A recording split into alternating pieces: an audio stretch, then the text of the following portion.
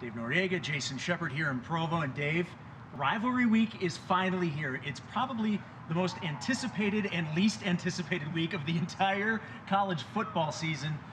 We've now heard from both of the schools. Maybe your overall impressions of what we heard today from the Cougars. Number one, we were wondering if the bye week was a good thing or a bad thing. Bronco laid that to rest. It's a bad thing. He did not like the way the team came out on Monday.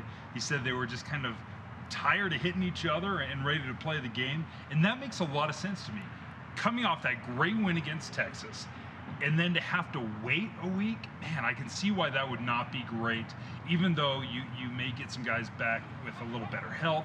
Nevertheless, when you're on a roll, stay on a roll.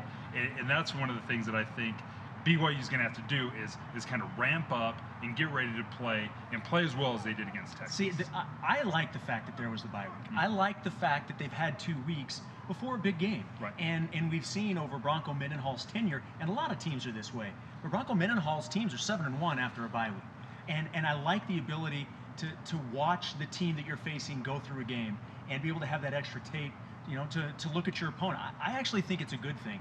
But like you said, you know, they still need to be able to utilize the time they have properly, and Bronco was a little concerned with that. And I think we learned so much from Utah in that Oregon State game, because we saw the first game against Utah State where Utah played really well, had a big win against a very good Utah State team, but we learned nothing about that team against Weber. I mean, when you're kicking puppies, there's not much you can learn from that.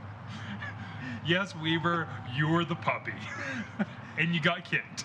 Okay, so but the Oregon State game, and we kind of discussed this, you know, before, is that is where we're going to really see a lot from the Utes. What are we going to learn from the Utes? And what I learned is they're pretty darn good offensively. Defensively, they're not the Utah team that we're used to seeing, I don't think. All right, I'll play devil's advocate.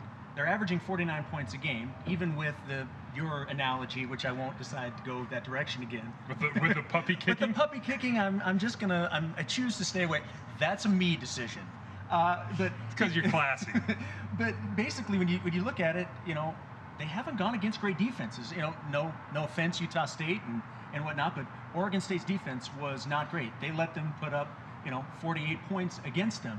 I want to see them against BYU's defense, because I feel fairly confident in saying that BYU is going to do everything they possibly can and should be very successful at keeping them under their average of 49 points a game. Taysom's inaccuracy, it's 33%, but guess what? If you're throwing 33% completion rate, that gives you, what, 67% of errant passes. Errant passes get picked off.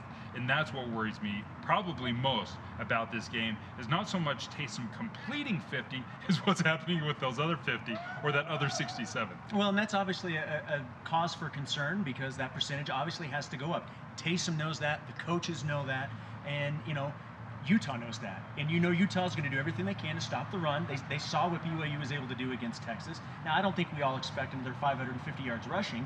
It would be awesome if it happened, but I don't think that we can expect that again. BYU wins if it happens. Yeah. This is just the beginning to rivalry week. Obviously, the game Saturday, 8:15 is the kickoff at Lavelle Edwards Stadium. We'll have pregame coverage for you on KSL News Radio beginning at 6 o'clock. We'll have updates for you all week long on KSL.com. For Dave Noriega, I'm Jason Shepherd for SportsBeat.